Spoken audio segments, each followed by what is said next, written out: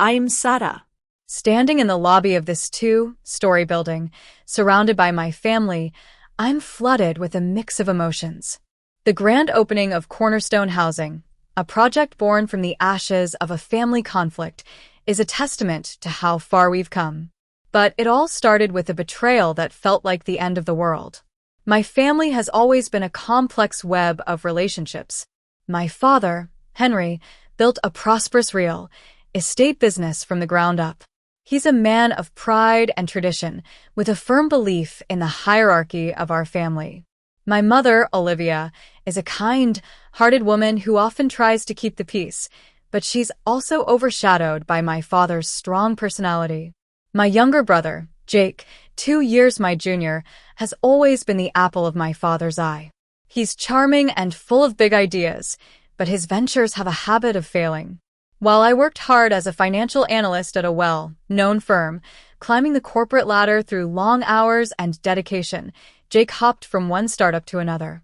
A tech app that fizzled out in a few months, a trendy coffee shop that closed down due to mismanagement, and most recently, a fitness coaching service with only a handful of clients.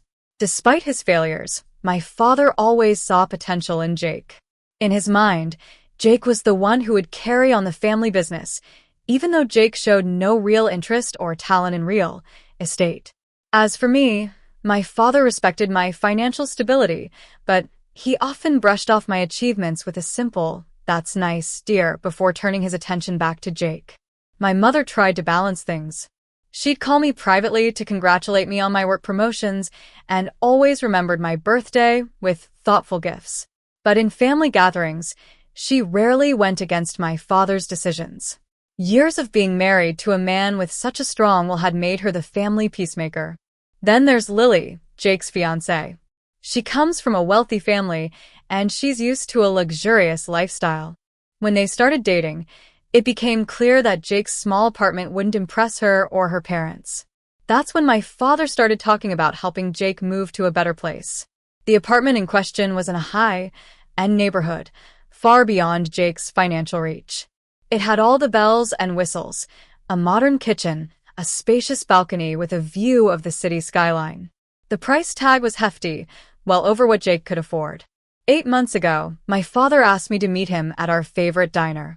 He looked serious as he sipped his coffee. "Sarah, I need your help. I'm trying to get an apartment for Jake. It's a great investment for the family. I'm a bit short on funds, and I know you've been saving." I hesitated. I've been saving for my own place for years, and I was so close to my goal. "Dad, that's a lot of money. I've been planning to buy my own home." But he reached out and patted my hand. "This is for the family, Sarah. Your money will be safe. It's an investment in a property that will only go up in value. We'll put everything in writing." Against my better judgment, I agreed. I transferred a large sum of money to him the next day, believing I'd have a stake in the property. As the months went by, Jake and Lily were busy creating an image of success. Jake's social media was filled with pictures of him at fancy business meetings, and Lily would refer to him as a successful entrepreneur in her posts. I put my own home buying plans on hold, telling myself I was being a supportive sister. I even helped Jake decorate the apartment, finding great deals on furniture. Then came Jake's engagement party. It was held at an exclusive venue, the kind that made me raise my eyebrows when Jake mentioned it. "Don't worry, Dad's taking care of it," he'd said. And of course he was. The place was decorated to the nines, with crystal chandeliers and live music. The first part of the party went smoothly. I chatted with relatives, complimented Lily's parents, and kept my mother's glass filled. Then came the speeches. My mother went first, teary-eyed as she welcomed Lily into the family. Lily's father followed with a polished speech about marriage.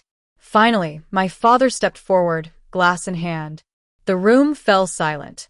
"When Jake was a boy," he began, his voice booming, "I knew he was destined for great things. He's a visionary, a man who reaches for the stars."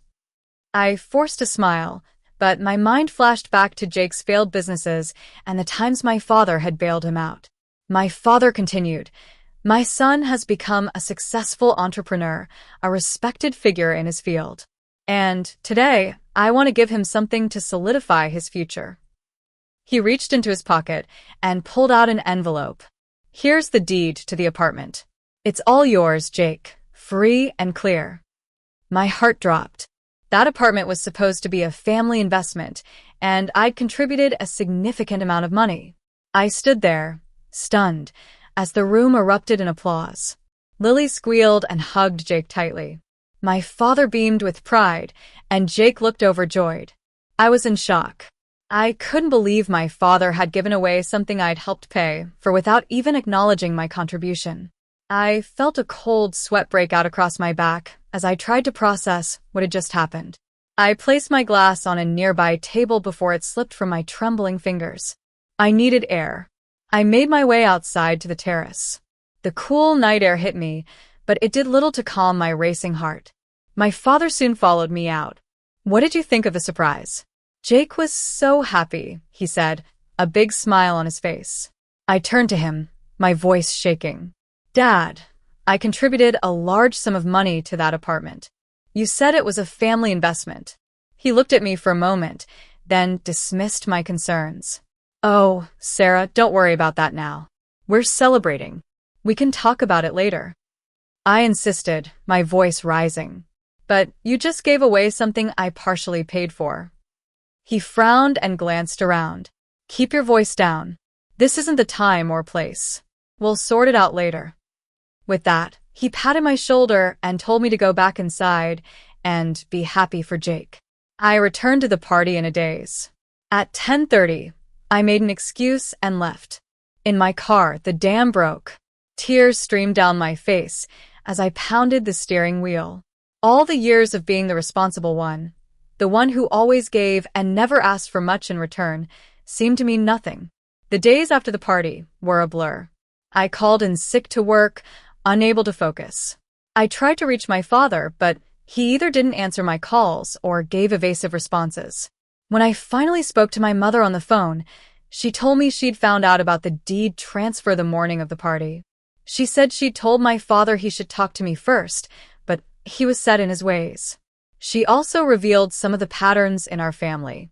How my father had paid for Jake's entire college education while insisting I apply for scholarships and work part-time.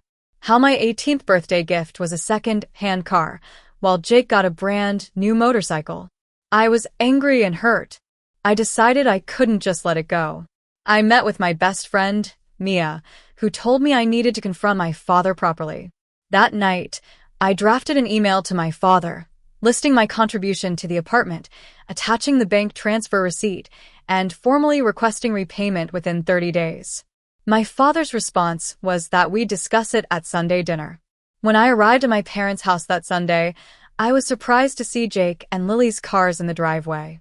I'd come prepared, with all the documentation in my briefcase. The dinner was tense. My father tried to act jovial, but I could sense the unease. After dinner, I brought up the apartment issue. My father was defensive, saying it was an investment in the family's future, in Jake's future. He said family helps family, and that Jake needed the apartment more than I needed the money. Jake looked confused when he found out I'd contributed to the apartment. He said he'd had no idea. Lily, on the other hand, rolled her eyes and accused me of being jealous. I was furious. I listed all the times I'd helped Jake financially over the years, adding up to a significant amount. My father then exploded, calling me selfish for counting pennies instead of supporting my brother. That was the last straw. I gathered my things and stood up, saying that my contributions had never been valued the same way as Jake's potential. I was done being taken for granted. As I was leaving, Jake caught up with me on the porch. He looked genuinely remorseful and promised to pay me back. But then Lily called him back inside, and the brief connection we'd had faded away. I drove home in tears, questioning if the family I thought I had ever really existed. The following weeks were tough. I was isolated. My father didn't call. My mother texted with words of hope but kept her distance, and Jake's single apology text was followed by silence. At work, my performance suffered. My boss noticed and pulled me aside. I finally told her about the family financial dispute. She gave me a few days off to sort things out. During that time, I consulted a lawyer friend.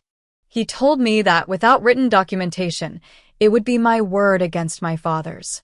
He suggested using social leverage, but I didn't want to expose my family's dirty laundry. 2 weeks after the confrontation, I discovered that my father had been secretly paying Jake's credit card bills for months. This revelation made me more determined than ever to address the root of the problem. My mother then called me and asked to meet for lunch. She told me about my father's childhood. His own father had abandoned the family when he was young, leaving them in poverty. My father had sworn that his children would never experience that kind of insecurity. He saw himself in Jake's struggles and was terrified of Jake failing. I felt a mix of sympathy and frustration. I realized that the problem wasn't just about the money. It was about the dysfunctional patterns in our family. That night, my friend Mia came over. She told me I needed to stop focusing on the money and address the real issues. I took her advice and started researching family therapists and financial counselors. I created a plan to get my money back and to heal our family. I sent an email to my family, demanding a meeting. To my surprise, they all agreed. At the meeting, I presented a detailed PowerPoint presentation about our family's financial history. I showed how my father's constant bailouts had created a cycle of dependency for Jake, anxiety for my father, and resentment for me. My father was initially angry, but Jake surprised everyone by saying I was right. Lily also admitted that she and Jake needed to postpone the wedding until Jake became more independent. Just then, my father had a severe anxiety attack. We rushed him to the hospital. It turned out it wasn't a heart attack, but a wake-up call for all of us. Later, at the hospital, my father finally opened up. He said my presentation was eye-opening. He realized he'd made mistakes by enabling Jake and taking me for granted. He also admitted that the real estate business had been struggling, and he'd given away money he couldn't really afford. 2 weeks after his health scare, we started family therapy. It was tough, but we began to see changes. Jake decided to sell the apartment to pay me back and to start fresh. He took a job at a marketing firm, earning a steady income for the first time in years. My father brought in a partner to help manage the business, reducing his stress. My mother found her voice through a support group for spouses of patients with anxiety. The apartment sold quickly, and after getting my money back with interest, I used it along with my savings and a small loan to start Cornerstone Housing. Jake, my father, my mother, and even Lily all contributed to the project in their own ways. Now, as I hand the keys to our first tenant, a single mother, I know that this journey has been painful but necessary. Our family may not be perfect, but we're finally on the path to being more honest, respectful, and supportive of one another.